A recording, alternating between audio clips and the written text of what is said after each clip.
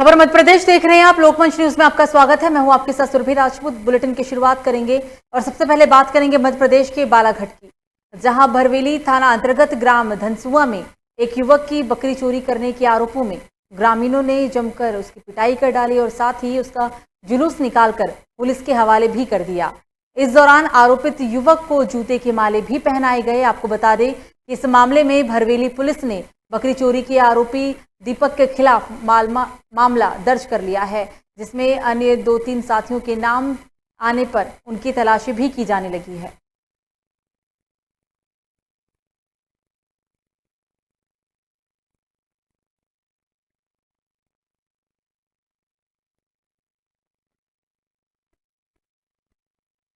देखिए, इसमें एक संज्ञान में मामला आया था कि कुछ गांव वालों ने एक भरवेली के ग्राम में एक गांव वालों ने मिलकर एक बकरी चोर को पकड़ा है, जो कि ग्रामीण के क्षेत्र से कहीं से बकरी चुराते हैं और अन्य भी जगहों से भरवेली के भी कुछ क्षेत्र में उन्होंने बकरियां चुराई हैं और यही उनका काम था।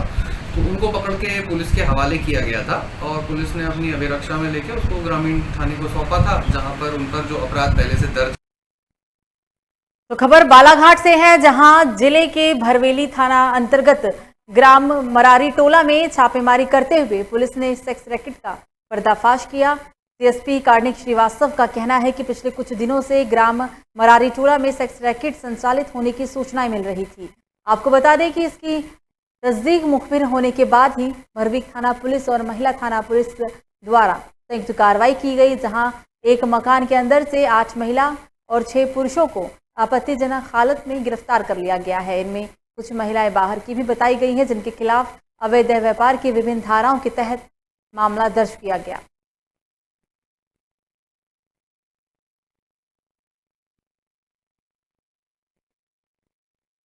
भरवेली थाना क्षेत्र में सूचना हमें कुछ दिनों से मिल रही थी कि मरारी टोला गांव में एक ये अनैतिक देह व्यापार का कार्य जो है वो चल रहा है। तो इसी सूचना पर भरवेली पुलिस और महिला थाना पुलिस द्वारा ये संयुक्त एक कार्रवाई की गई, जिसमें वहाँ पर एक अनैतिक देह व्यापार का एक गिरोह पूरा पकड़ाया गया, जिसमें 8 महिलाएं और 6 पुरुष हमको घटनास्थल से मिले। इसमें मुख्य जो है वो शकुन भाई उर्फ कारी भाई मस्करे है, जो कि मेन जिसके घर में ये पूरा जो गिरोह है, ये जो नेटवर्क ये चलाया जा रहा था। और वहाँ पर अन्य जगहों की भी कई महिलाएं थी और कई जिले के भी कई अलग अलग जगहों के पुरुष भी वहाँ पर थे। अगली खबर राजधानी भोपाल से है, जहां की मस्जिद कमेटी पर कई सवाल खड़े हो रहे हैं। दरअसल कमेटी के इमाम और मुअज्जिनों के दिए जाने वाले मानदेय को लेकर एक बड़ा फर्जीवाड़ा सामने आया। आपको बता दें कि मस्जिद कमेटी के पूर्व सचिव MS सलमान को मस्जिद कमेटी के 5,20,000 रुपये अवैधानिक रूप तरीके से निकाल लिए गए, जिसकी शिकायत असद मकसद ने भोपाल क्राइम ब्रांच में प्रमाण पत्र सहित किया है। अतिरिक्त पुलिस अधीक्षक क्राइम ब्रांच गोपाल सिंह धाकड़ ने कहा है कि फरियादी असद मकसद ने लिखित शिकायत की है, जिसमें फिलहाल जांच की जा रही है और हाल ही में अल्पसंख्यक विभाग को पत्र भी लिखा गया। उसका जवाब आने पर ही अग्रिम कार्रवाई की जाएगी। उसमें जो पूर्व जो अध्यक्ष थे और सचिव थे, उनके द्वारा कुछ जो है जो मसाजिद कमेटी का पैसा था उसमें गबन करने के संबंध में एक शिकायत मिली है, जिसकी जांच क्राइम ब्रांच में की जा रही है। उसके संबंध में हमने जो है पेशावर अल्पसंख्यक आयोग है उनको लिखा हुआ है, मंत्रालय से उन विभाग से पूछा है कि जो प्रोसेस हुआ है, जिस तरीके से इन लोगों ने पैसे निकाल लिए, 5-6 लाख की कुछ राशि है आसपास, तो वर्तमान जो कमेटी है उनने उनकी शिकायत की है कि इन्होंने गलत तरीके से पैसा निकाल के और ये अपने स्तर पर इस पैसे को जो है उपयोग किया है, जिसका दुरुपयोग हुआ है। तो वो हमारे यहाँ जांच चल रही है। जैसे ही जो है अल्पसंख्यक आयोग से इसका उत्तर आएगा, उसमें हम आगे वैधानिक कार्रवाई करेंगे। देखिए, इस मामले में फरियादी जो हैं श्री असद मकसूद ने क्राइम ब्रांच भोपाल में शिकायत की है, जिसके संबंध में हमारे पास पुलिस कर्मियों ने आकर अपने बयान ले लिए हैं। मसाजिद कमेटी के अधीक्षक और प्रभारी सचिव की हैसियत से मैंने क्राइम ब्रांच को बयान। तो इस बीच एक बड़ी खबर राजधानी भोपाल से सामने आ रही है। चिकित्सा शिक्षा मंत्री विश्वास सारंग का बयान, पूरे प्रदेश में मोदी जी देंगे मुफ्त अनाज की सौगात। उनका यह भी कहना है कि लाखों उपभोक्ताओं को मिलेगा अनाज। दीपावली तक ये अभियान चलेगा और अन्न उत्सव मनाया जाएगा। किसी गरीब की थाली को खाली नहीं रहने देंगे, ये कहा गया मंत्री के द्वारा। राजधानी भोपाल में चिकित्सा शिक्षा मंत्री विश्वास सारंग का बड़ा बयान सामने आया है। पूरे प्रदेश में मोदी जी देंगे मुफ्त अनाज की सौगात, लाखों उपभोक्ताओं को मुफ्त अनाज मिलेगा। दीपावली तक ये अभियान चलाया जाएगा और इस दौरान अन्न उत्सव भी मनाया जाएगा। बड़ी बात उन्होंने ये भी कही है कि किसी गरीब की थाली को खाली नहीं रहने देंगे।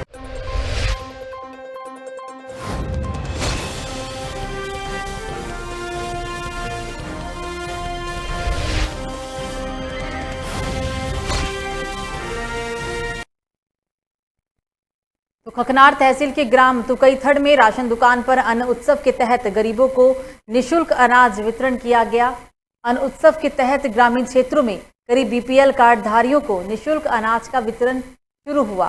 बीते शनिवार को ही सहकारी सोसाइटी तुकईथड़ की राशन दुकान पर नेपानगर की पूर्व विधायक मंजू राजेंद्र दादू ने पहुंचकर उत्सव का शुभारंभ भी किया और साथ ही गरीब पात्र परिवारों को 10 किलो अन्न उत्सव के बैग में अनाज वितरण कर अच्छी सौगात दी।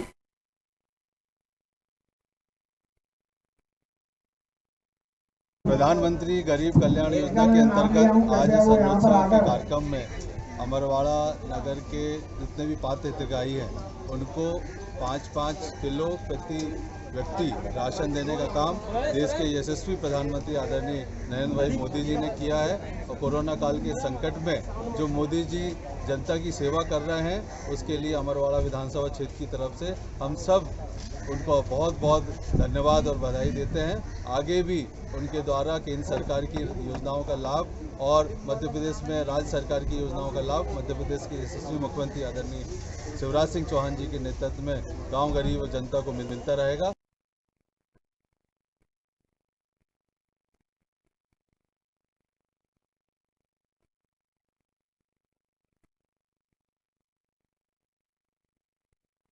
तो खबरों में आगे बढ़ेंगे और अब बात करेंगे अमरवाड़ा की, जहां अमरवाड़ा में भी अन्न उत्सव मनाया गया है। प्रधानमंत्री गरीब कल्याण अन्न योजना के तहत निःशुल्क खाद्यान्न बांटे गए। विभाग योजनाओं के प्रचार प्रसार के साथ साथ राशन उचित मूल्य दुकानों को सजाया भी गया। प्रधानमंत्री के कार्यक्रम का सचिव प्रसारण भी किया गया है। उचित दर पर दुकानों को कोविड हेल्प डेस्क की स्थापना के साथ पहले दिन प्रत्येक दुकान के लिए 100 से लेकर 150 कार्ड धारकों को आमंत्रित किया गया था। खबरों में आगे बढ़ेंगे और अब बात करेंगे मध्य प्रदेश के इंदौर की, जहां प्रदेश में हो रही लगातार भारी बारिश के बाद आसपास के जिलों में खासा जनजीवन प्रभावित रहा है, जिसके चलते अब आसपास के इलाकों में बाढ़ जैसी स्थिति बन गई है। इंदौर में भी स्थिति सामान्य है। मई मौसम विभाग अधिकारी डॉक्टर HA खपेलिया का कहना है कि इंदौर में बारिश की स्थिति अभी सामान्य बनी हुई है और जून महीने से लेकर अभी तक 19 इंच वर्षा हो चुकी है। मालवा निमाड़ की बात किया जाए तो अभी इंदौर में सामान्य की स्थिति में 20% वर्षा कम आंकी गई है, जो कि पिछले साल के मुकाबले काफी कम है।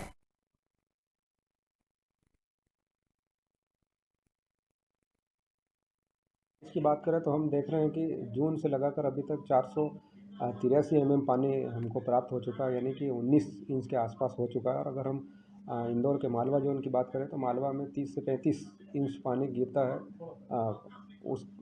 उस हिसाब से या उस औसत के आसपास देखें तो लगभग अपन एग्रीकल्चर कॉलेज ऑब्जर्वेटरी इंदौर की बात करें तो इंदौर में ये सामान्य के आसपास चल रहा है। लेकिन हम इस बार हमने देखा कि जहाँ पानी गिरा वहाँ अच्छी बारिश हुई और बाकी जगह हमने कहीं कहीं देखा तो बारिश नहीं हुई। जैसे इंदौर में 3 जगह से मौसम में ऑब्जर्वेटरी का डाटा लिया जाता है, तो उसके हिसाब से हम देखें तो एयरपोर्ट वाली ऑब्जर्वेटरी और अपनी ऑब्जर्वेटरी में कम से कम 10 इंच पानी।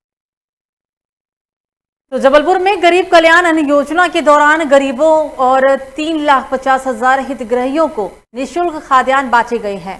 जिले में संचालित 992 शासकीय उचित मूल्य दुकान से आज ये राशन बांटा जाएगा, जहां गोपाल भार्गव कार्यक्रम में मुख्य अतिथि के रूप में शामिल हुए। आपको बता दें कि 45,991 अंत्योदय योजना के कार्डधारी को इसका लाभ दिया जाएगा।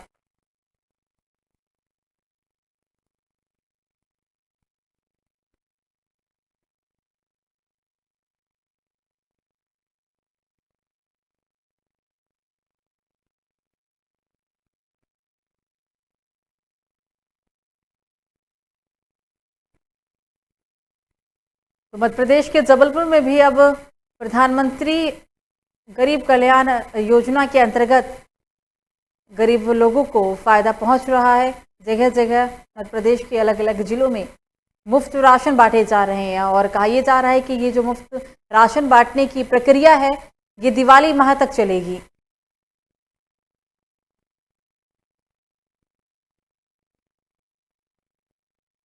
तो प्रधानमंत्री गरीब कल्याण अन्न योजना के तहत अब निशुल्क राशन वितरण का कार्यक्रम आज शासकीय बालक उच्चतर उत्कृष्ट विद्यालय झाबुआ में मुख्य अतिथि सांसद गुमान सिंह जामोर और भाजपा जिलाध्यक्ष लक्ष्मण सिंह नायक की अध्यक्षता और विशेष अतिथि के रूप में सेवा भारती से बलवंत जी हाजा की गरिमानी उपस्थिति में संपन्न हुआ। आयोजन में कलेक्टर श्री सोमेश मिश्रा के मुख्य अतिथि के रूप में वो देखे गए थे, जहां कार्यक्रम का शुभारंभ माननीय अतिथियों द्वारा दीप प्रज्वलन कर किया गया है। आयोजन में अतिथियों का पुष्पहार से अभिनंदन भी किया गया। जिले की 354 उचित मूल्य की दुकानों में प्रधानमंत्री गरीब कल्याण अन्न योजना के अंतर्गत पात्र हितग्राहियों को आज 10 किलो अनाज के थैले प्रदान किए गए हैं। भारतीय जनता पार्टी की सरकार बनी है तब से गरीबों का विशेष ध्यान रखा जा रहा है।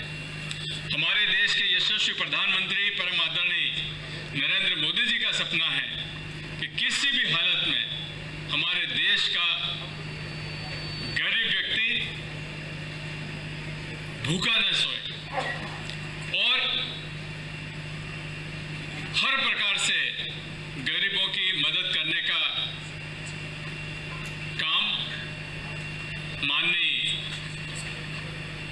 नरेंद्र मोदी जी के नेतृत्व में भारतीय जनता पार्टी की सरकार कर। तो जिले के शक्ति सहित पूरे छत्तीसगढ़ में मानसून की दस्तक के साथ अब किसान खेती के काम में जुट गए हैं और रोपाई का भी काम किया जा रहा है, लेकिन किसानों को मिलने वाले खाद्य पदार्थ मात्रा में नहीं मिलने के कारण भारी परेशानियों का भी सामना किसानों को करना पड़ रहा है। आपको बता दें कि नगर कांग्रेस अध्यक्ष त्रिलोक चंद्र रश्मि गबेल राइस किंग्स जुटे। आज विभाग के सचिव ने सभा को संबोधित करते हुए कहा है कि छत्तीसगढ़ सरकार किसानों के हित के लिए कार्य कर रही है। वहीं दूसरी ओर केंद्र की मोदी सरकार द्वारा छत्तीसगढ़ के किसानों से सौतेले व्यवहार करते हुए छत्तीसगढ़ को खाद की आपूर्ति में कटौती भी दिया जा रहा है। इसी बात को लेकर नगर कांग्रेस ब्लॉक कांग्रेस कमेटी किसानों के द्वारा एक दिवसीय सांकेतिक धरना प्रदर्शन किया गया, जहां प्रदेश सरकार के द्वारा किसानों के हित में कई निर्णय भी लिए गए और बौखलाकर कांग्रेस सरकार को बदनाम करने के लिए केंद्र सरकार द्वारा जानबूझकर छत्तीसगढ़ को खाद की आपूर्ति में कटौती की गई, ये कहा गया है।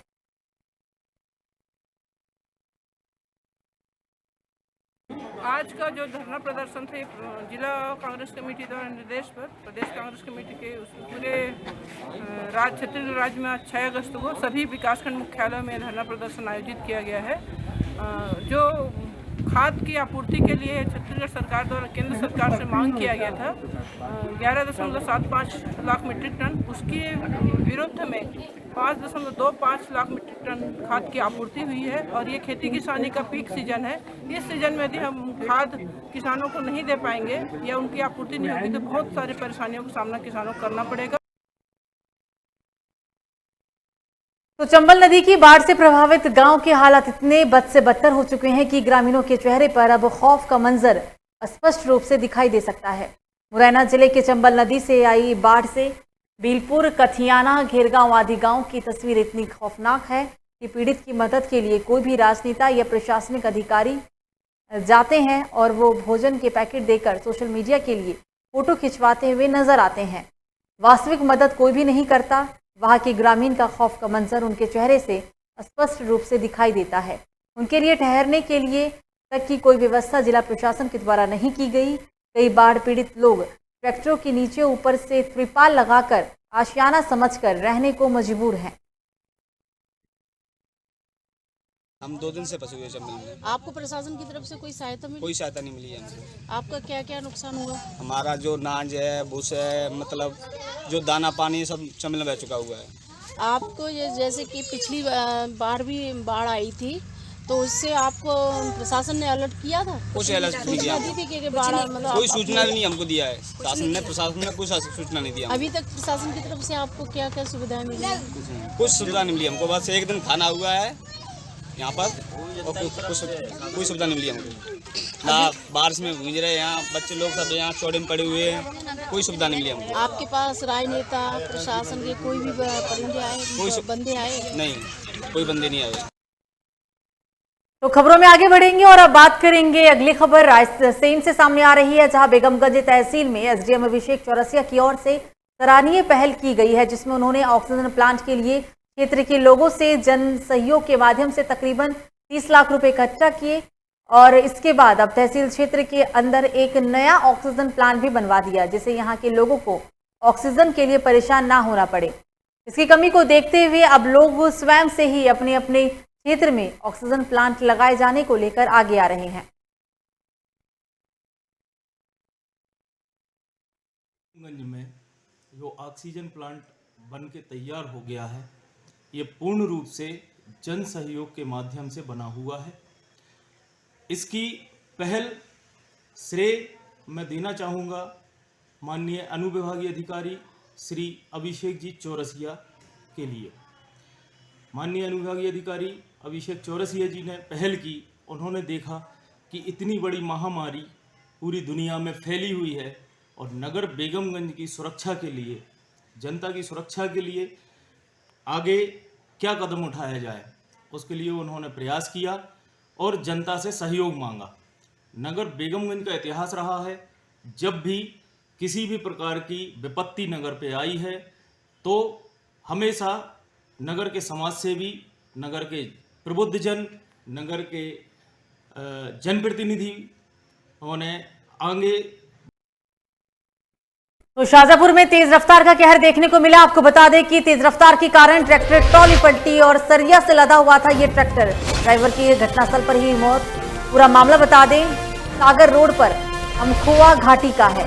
तेज रफ्तार के कारण एक युवक की मौत हो गई। बताते चले कि ये जो ट्रैक्टर था वो सरिया से लदा हुआ था। घटना के बाद घटनास्थल पर ही ड्राइवर की मौत हुई।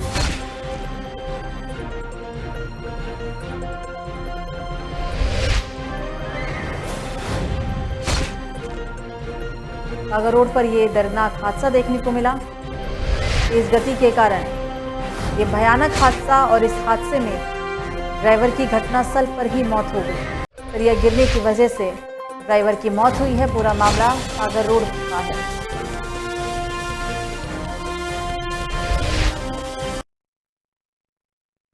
तो सिवनी में पुलिस ने गर्भवती महिलाओं की मदद की है। 11 महिलाओं को लगाया टीका। सुरक्षा को देखते हुए वैक्सीनेशन काम किया गया। पायलट विजय शर्मा ने वैक्सीनेशन का काम किया। खबरों में आगे बढ़ेंगे और अब बात करेंगे उमरिया की, जहां जिले के पाली ब्लॉक में स्वास्थ्य विभाग पर पदस्थ महिला स्वास्थ्य कर्मियों ने अपनी विभिन्न मांगों को लेकर कलेक्टर सीएमएचओ के नाम खंड चिकित्सा अधिकारी डॉक्टर वही के जैन को ज्ञापन पत्र सौंपा है। आपको बताते चले कि महिला स्वास्थ्य कर्मियों ने का कहना है कि वर्तमान समय में कोविड सेशन के दौरान वैक्सीनेटर व वेरीफेयल का कार्य कराया जा रहा है, जिससे प्रोत्साहन राशि नहीं दी जाती है और उसे जल्द से जल्द प्रदान करने की मांग भी की गई। उनका ये भी मांग है कि निरंतर हम लोगों से कार्य लिए जाने के बावजूद सप्ताह में अवकाश नहीं दिया जाता है, कंप्यूटर प्रशिक्षण प्रदान नहीं किया जाता है और कोई भी इस संदर्भ में व्यवस्था नहीं की गई।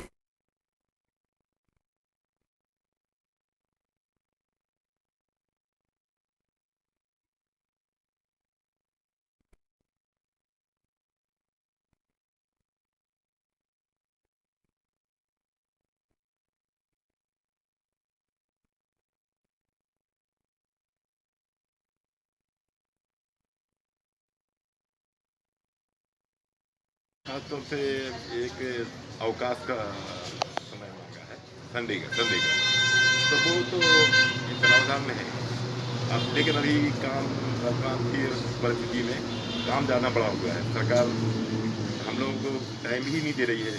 एक बाद एक तीन प्रोग्राम चल रहे हैं, वैक्सीनेशन चल रहा, दस्तक चल रहा, कायाकल्प चल रहा, तो ऐसे कई प्रोग्राम होने के कारण व्यस्तता हो जाती है, इसलिए सरकार इसमें इन्वॉल्व कर रही है। लेकिन फिर भी ये सामाजिक समस्या है, इसमें ध्यान देना चाहिए। कम से कम वीकली एक अवकाश मिले।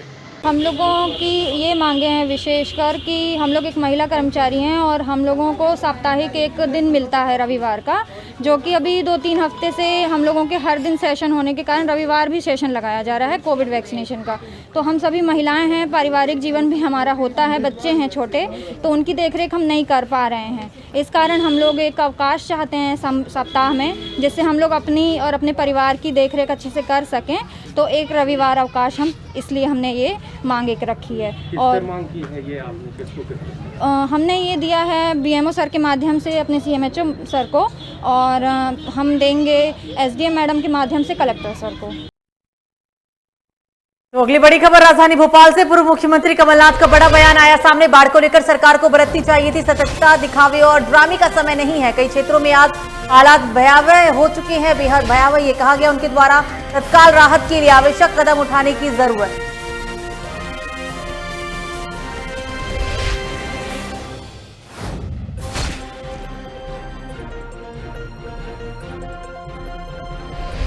तो ड्रामे और दिखावे का समय नहीं है, ये कहा गया है मध्य प्रदेश के पूर्व मुख्यमंत्री कमलनाथ के द्वारा।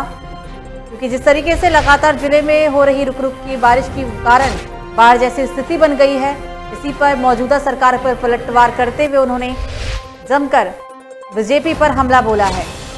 दिखावे और ड्रामे की बात कही गई। क्षेत्र के गांव का दौरा करके आया हूं हेलीकॉप्टर से, देखा है कि कितना नष्ट हुआ है। आज ये राजनीति का मौका नहीं है, पर आवश्यक है कि हम सुझाव दें और पूरी मदद करें। सुझाव दें राज्य सरकार को, मुख्यमंत्री को। इस आपदा में, इस प्रकार की आपदा मैंने कभी देखी नहीं जो मैंने आज देखी। इसके बाद मैं शिवपुरी और श्योपुर जा रहा हूँ। पूरे ग्वालियर चंबल संभाग प्रभावित है। छोटी सड़कें हुई, बड़ी सड़कें हुई, हजारों हेक्टर जमीन नष्ट हुई है, फसल नष्ट हुई। इसका कैसे आकलन किया जाएगा? जो फसल नष्ट हुई है, जो मकान टूटे हैं, जो आज रिलीफ कैंप में हैं, ये सब वापस कैसे लाए जाएंगे? केवल घोषणाएं करने से। तो अगली बड़ी खबर बुरहानपुर से सामने आ रही है, जहां जिला सहकारी अस्पताल में नसबंदी का चल रहा शिविर। शनिवार और मंगलवार को सामुदायिक स्वास्थ्य केंद्र में नसबंदी, ब्लड प्रेशर चेक करने के बाद की जा रही नसबंदी।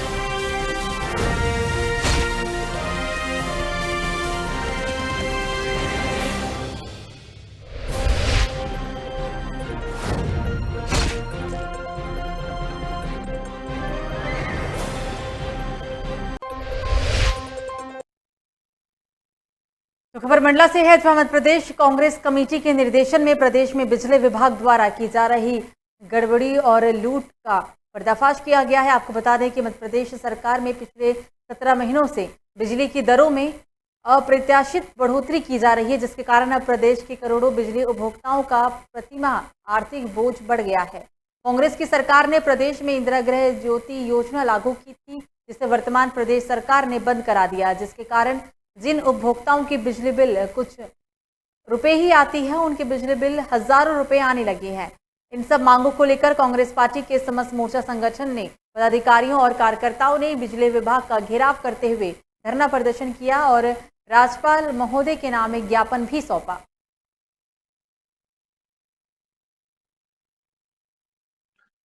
पूरे मध्य प्रदेश में बिजली की प्राइवेटीकरण और जिस तरह से कटौती हो रही है और उपभोक्ताओं को बढ़े हुए बिजली की दर के बिल थमाए जा रहे हैं, जिसको लेकर कांग्रेस पार्टी का विरोध, धरना प्रदर्शन और बिजली के बिल वापस करने के लिए आयोजित किया गया था, जिसमें हमने बिछिया डिवीजन ऑफिस में जाकर के और धरना दिया और मांग किया कि जिस प्रकार विगत समय में मुख्यमंत्री शिवराज सिंह चौहान ने कहा था कि जो बिजली के बिल बढ़े हुए हैं वो आप जमा ना करें। तो अमरवाड़ा नगर के चोरई रोड मार्ग में हल्की बारिश होने पर सड़क दलदल में तब्दील हो जाती है। इस सड़क पर पैदल चलना भी लोगों का दुभर हो जाता है। गाड़ी वाहन चालकों को भी काफी परेशानियों का सामना करना पड़ता है। आपको बता दें कि बारिश का पानी उन गड्ढों में भर जाता है और अमूमन वाहनों को गड्ढों से होकर ही गुजरना पड़ता है। गड्ढों को बचाने के चक्कर पर रॉन्ग साइड से ड्राइव करते हुए गाड़ी के कारण कई हादसे भी सामने आ चुके हैं। आप ये तस्वीर मध्य प्रदेश के छिंदवाड़ा के अमरवाड़ा की देख रहे हैं, जहां रुक रुक कर बारिश होने की वजह से लोगों की समस्या काफी बड़ी है।